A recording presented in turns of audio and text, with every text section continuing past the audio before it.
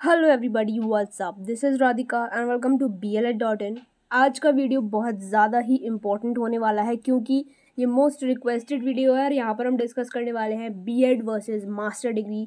अगर आप भी एक BLED के स्टूडेंट हैं तो आपको इसके बाद क्या करना चाहिए, ये बहुत ही ज़्यादा एक क्रूशियल वीडियो रहेगा आपके लिए क्योंकि ये एक लाइफ मेकिंग डिसीजन है आपके लिए कि आप BLED के बाद आपको क्या करना रहेगा, क्या है बेस्ट, कितने किसके स्कोप हैं, क्या अपॉर्चुनिटीज़ आपको किस कोर्स में मिलने वाली है।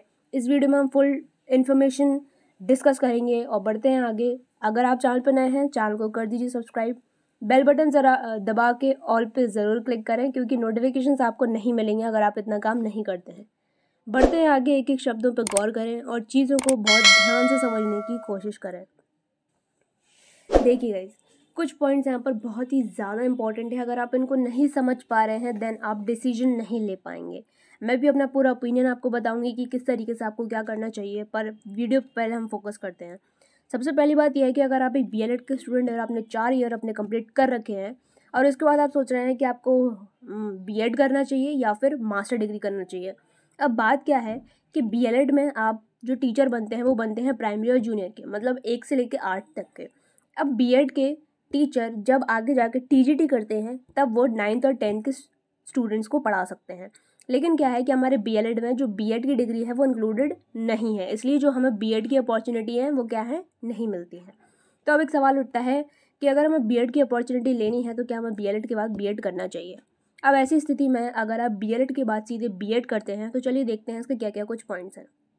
सबसे पहले तो आपको B.ED पता होना चाहिए कि बैचलर ऑफ एजुकेशन ये 2 साल का होता है आपका। यहाँ पर आपकी टीचर ट्रेनिंग कराई जाती है।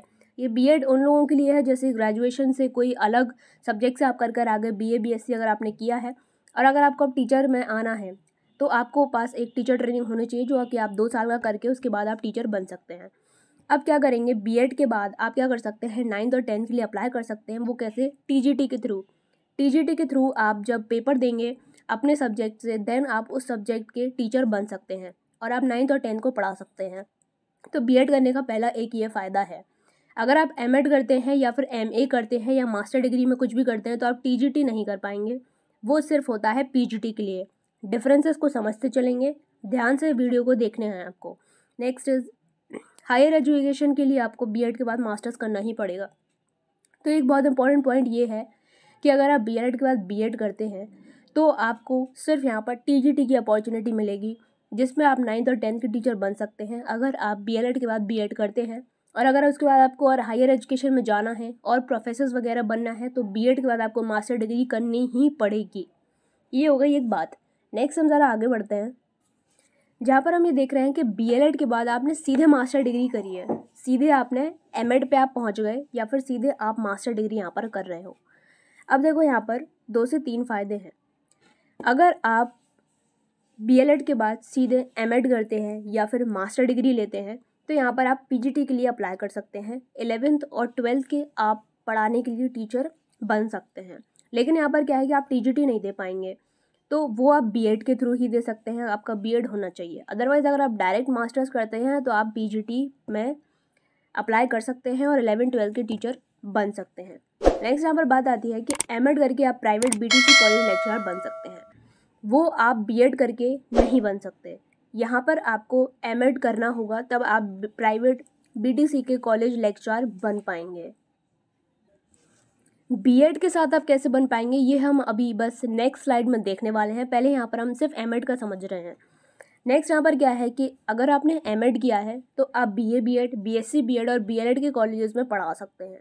ठीक है, ये आपके पास एक प्रिविलेज रहेगा अगर आप डायरेक्ट मास्टर्स करते हैं। मास्टर्स के बाद आप यहाँ पर अगर आप M.ED करते हैं या फिर मास्टर्स करते हैं तो आप यहाँ पर M.ED कॉलेज में लेक्चरर बन सकते हैं। अब यहाँ पर 2 चीज़ें हैं। अगर आप MA एजुकेशन करते हैं और M.ED कर रहे हैं तो MA एजुकेशन वाले M.ED कॉलेज में लेक्चरर नहीं बन सकते। जो M.ED जिन्होंने किया है वही M.ED कॉलेज के लेक्चरर यहाँ पर बन सकते हैं। ये तो हमने 2 केसेस देखे जहाँ पर आपको पहले केस में देखा है कि आपने BLED के बाद सीधे B.ED किया है और फिर BLED के बाद आपने सीधे मास्टर डिग्री ली है, तो आपको यहाँ पर क्या क्या फ़ायदे हैं। अब यहाँ पर हम देखते हैं कि दोनों का कॉम्बिनेशन किस तरीके से काम करेगा आपके लिए। देखो गाइस, कोई भी एक डिग्री लेने से आपका कुछ फ़ायदा नहीं होने वाला। अगर आपने B.ED किया है तो आपको और हायर जाने के लिए मास्टर्स करना ही पड़ेगा। या फिर अगर आपने BLED के बाद सीधे मास्टर डिग्री गेन करी है तो आपको उसके साथ और भी चीज़ें करनी पड़ेंगी, जैसे कि अगर आपने M.Ed कर लिया तो आपको एक और पोस्ट ग्रेजुएशन करना पड़ेगा, एक और सब्जेक्ट से PG करना पड़ेगा, नेट करना पड़ेगा। अगर आपको और आगे फर्दर जाना है तो आपको PhD भी करनी पड़ेगी। जब 3-4 चीज़ें आप करेंगे तब जाके आपको हायर एजुकेशन का फ़ायदा यहाँ पर मिलने वाला है। सिर्फ एक एक चीज़ करके आपको कोई फ़ायदा यहाँ पर ज़्यादा नहीं दिखने वाला है और ना ही होने वाला है। अब देखते हैं कि कॉम्बिनेशन से आपको क्या क्या फ़ायदे होने वाले हैं। तो चलिए बढ़ते हैं यहाँ पर सीधे आगे। आप ये बात कर लो कि हम एग्रीगेट में बात करने वाले हैं या फिर यहाँ पर आप कह सकते हैं कि कॉम्बिनेशन कैसा रहेगा। जैसे आपको अभी का ही एक केस बता दें तो जो AWES जो आर्मी में यहाँ पर वैकेंसीज निकली थी टीचर की, PRT के लिए भी अगर हम देखते हैं यहाँ पर तो आपका B.Ed वहाँ पर कंपलसरी था। BLED वाले उसका फॉर्म क्या है नहीं भर पाए। अब हम देखते हैं कुछ पॉइंट्स को। अगर आपका B.Ed है और आपका PG है तो आप क्या कर सकते हैं, ब्लॉक एजुकेशन ऑफिसर बन सकते हैं और उसका एग्ज़ाम दे सकते हैं। लेकिन वहाँ पर रिक्वायरमेंट क्या है कि आपका B.Ed होना चाहिए और आपका एक पोस्ट ग्रेजुएशन होना चाहिए, मतलब कि आपकी एक मास्टर डिग्री आपको होनी चाहिए आपके पास सब्जेक्ट की, किसी भी सब्जेक्ट की। नेक्स्ट यहाँ पर हम बात करते हैं कि अगर आपने B.Ed किया है और अगर आपने यहाँ पर पोस्ट ग्रेजुएशन किया है तो उसके साथ आप डाइट में लेक्चर बन सकते हैं, लेक्चरर क्या है आप बन सकते हैं। एक चीज़ और बता दें गाइस कि जो BLED वाले स्टूडेंट्स हैं उनके पास ऐसा प्रिविलेज है कि वो सीधे BLED के बाद मास्टर डिग्री ले सकते हैं बीच में B.Ed किए बिना, तो ये एक अच्छी चीज़ है। लेकिन जो हम यहाँ पर पॉइंट्स डिस्कस कर रहे हैं आप देख रहे होंगे कि यहाँ पर हर जगह B.Ed लिखा है, तो आपको ये लग रहा होगा कि B.Ed तो फिर करना पड़ेगा। इसका भी हमारे पास एक आंसर है, इसको हम इसी स्लाइड के बाद डिस्कस करेंगे। पहले यहाँ पर कॉम्बिनेशंस देख लेते हैं। आप थर्ड पॉइंट क्या है कि B.Ed के साथ अगर आपका M.Ed है तो आप उसके साथ प्राइवेट BTC कॉलेज के लेक्चरर क्या है बन सकते हैं। नेक्स्ट है यहाँ पर कि अगर आप B.Ed के साथ आपका PG है, मतलब एक पोस्ट ग्रेजुएशन है, तो उसके साथ आप डाइट में एजुकेशन सब्जेक्ट के लेक्चरर बन सकते हैं। तो PG आप एजुकेशन में कर लेते हैं, अगर आप MA एजुकेशन कर लेते हैं या फिर M.Ed कर लेते हैं देन आप डाइट में एजुकेशन सब्जेक्ट के लेक्चरर बन पाएंगे।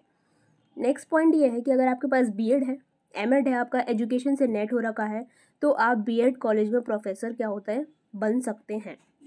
नेक्स्ट यहाँ पर बात करते हैं अगर आपके पास B.Ed के साथ M.Ed है, M.Ed के साथ आपने एजुकेशन में नेट भी क्वालिफाई कर रखा है, तो आप M.Ed डिपार्टमेंट में प्रोफेसर बन सकते हैं। लेकिन यहाँ पर आप एक चीज़ देख पाएंगे कि अगर आपका M.Ed है तभी आप M.Ed डिपार्टमेंट में प्रोफेसर बन सकते हैं। अगर आपने MA एजुकेशन किया है तो आप M.Ed डिपार्टमेंट में प्रोफेसर नहीं बन पाएंगे। नेक्स्ट इज M.Ed के साथ B.Ed के साथ अगर आपने M.Ed किया है और एजुकेशन में नेट कर रखा है अपने एजुकेशन सब्जेक्ट्स में, तो आप MA एजुकेशन डिपार्टमेंट में प्रोफेसर बन सकते हैं। ठीक है, मतलब M.Ed वाले MA में तो पढ़ा पाएंगे, लेकिन जो MA एजुकेशन वाले हैं वो M.Ed को नहीं पढ़ा पाएंगे। इसलिए यहाँ पर वाइस वर्सा है, MA एजुकेशन और M.Ed में कौन सा बेहतर है, इसके लिए भी अगर आपको एक वीडियो चाहिए तो नीचे ज़रूर बताना। दोनों में आपको डिफरेंस बता देंगे कि कौन सा बेहतर है आपके लिए, B.LED के बाद करना या फिर नहीं। नेक्स्ट इज B.Ed के बाद आपने अगर M.Ed कर रखा है और आपका जो नेट है वो एजुकेशन से क्वालिफाई है, देन उसके बाद अगर आप PhD करते हैं एजुकेशन में तो आप और हायर लेवल पर जा सकते हैं, जहाँ पर आप यूनिवर्सिटी में पढ़ा सकते हैं और वहाँ पर प्रोफेसर बन सकते हैं। तो ये थे कुछ पॉइंट्स।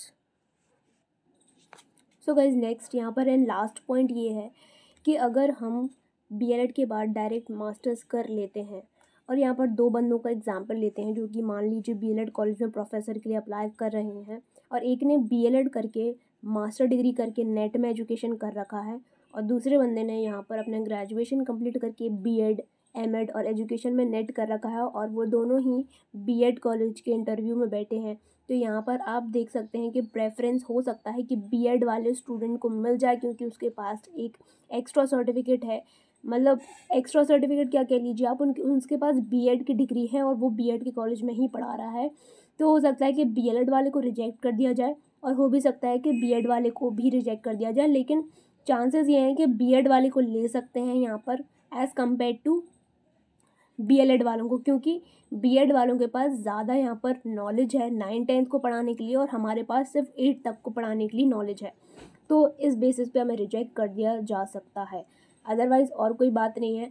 किसी भी इंटरव्यू में हो सकता है कि जिसके पास B.Ed की भी मार्कशीट हो उनको थोड़ा एक्स्ट्रा वेटेज दिया जाए, क्योंकि हमारे पास B.Ed की मार्कशीट नहीं है बट हमारे पास टीचर ट्रेनिंग का सर्टिफिकेट तो है ही जो कि हमें B.LED में मिलता है। तो यहाँ पर सिर्फ प्रेफरेंस की बात आ रही है गाइज, और कोई यहाँ पर बात नहीं है। तो इतनी चीज़ें हैं, बाकी आपको बेनिफिट्स तो मिलेंगे ही, दोनों से यहाँ पर हम देख चुके हैं।